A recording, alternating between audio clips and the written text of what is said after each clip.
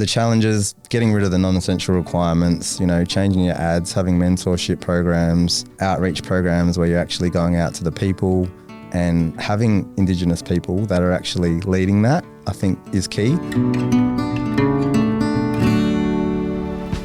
Are you able to start by introducing your name, your age and your occupation at APM? So my name's Austin Bruton. I'm 44 in December, so 43 years old. I'm National Diversity Inclusion Coordinator at APM. So I've worked with people that really just, don't even want to get out of bed on a daily basis. And I think understanding what their circumstances are and then just having a conversation has been able to get them out of bed and engaged in some sort of activity. Where we started to focus on was, cohort-specific activities for training programs where I could engage with employers that actually cared about people and wanted to make a real meaningful change, and then getting some RTOs involved where we could actually, tack on some tickets if needed or whatever.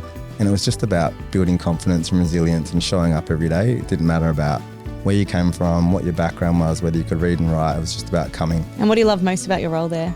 I guess creating opportunities for people that probably wouldn't have happened otherwise, and then seeing them, thrive in that opportunity and go on to bigger and better things. So people tell me, Austin, without you kind of, calling me and saying that no one was going to give me a job because, I was incarcerated, got big criminal history, no one cares, all that type of stuff. But it's almost like once you have these conversations, what I've often found is they're a lot smarter than I am. And, if you can show up and stuff and engage and you have a purpose and you want work, then you should be getting the same opportunity as the next person. I think that's the same with people in disability space as well. Like, it doesn't matter whether you got a disability. I think everyone should get the same opportunity. It should be inclusive society, and trying to get employers and challenge them to actually have that mindset that, doesn't matter where you come from, but if you really want to, make a difference, then you have to follow through with what you say. And that means that the requirements, can't be the same for everyone. What are some of the biggest challenges that you've seen with Indigenous Australians when they're trying to secure employment? I would have to firstly touch on, it's the longest living culture in the world,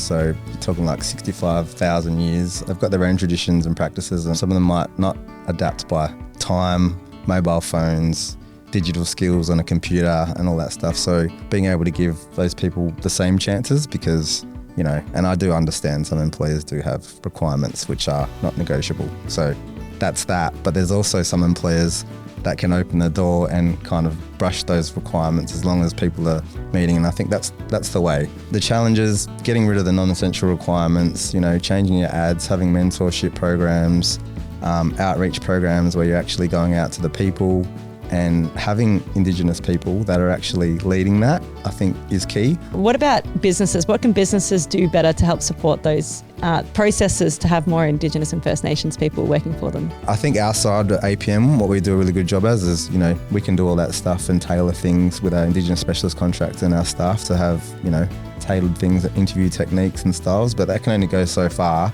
And without practicing that in a real setting with an employee, you're not going to know whether you're going to be successful or not. But I think those things, representation, cultural awareness training, and actually having people that want to come out and make a real difference, and actually following through and giving some people a go, adapting. You've got principal carer parents out there that might not be able to work nothing but school hours.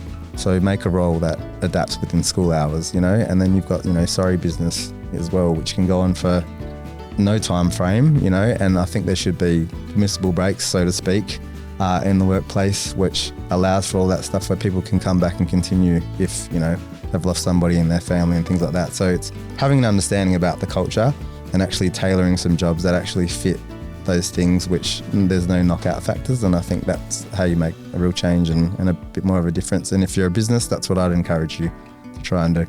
I think Australia's come a long way with cultural awareness around Indigenous Australians, but I still feel like we have such a long way to go. How important do you think the training and awareness is for organisations? I think it's keep that momentum going. Extremely important. I'd almost stick that at the top, and local people have a connection to their local elders. That's just the way it is, and I think that we do a very good job at APM at doing that. And I've even got one elder who literally has travelled to every state and delivered probably 30 plus workshops for us, for our First Nations participants, and I think that goes a long way in itself, because everywhere she goes she tells me a story about, I know this mob and that mob, and I was talking to so-and-so, and I think that means more than, you know, anything that we can do. That's got to impact through community and all that stuff, and actually giving these guys the toolkit. I'm being fortunate to be able to speak to quite a number of people that work for APM, and it's exactly the same message. They're all so empowered, they love what they do, they can really see the benefits to the community with the work that they do, and it's so many nice stories to hear. So many nice stories. I mean, the thing is, it's like I've had people that literally come back to me and say, Austin, I've just bought my first house, my car, if it wasn't for you telling me get out there to that program out. And it's like, no, that wasn't me, that was you. Like, you're the one that did the work. All I did was open the door.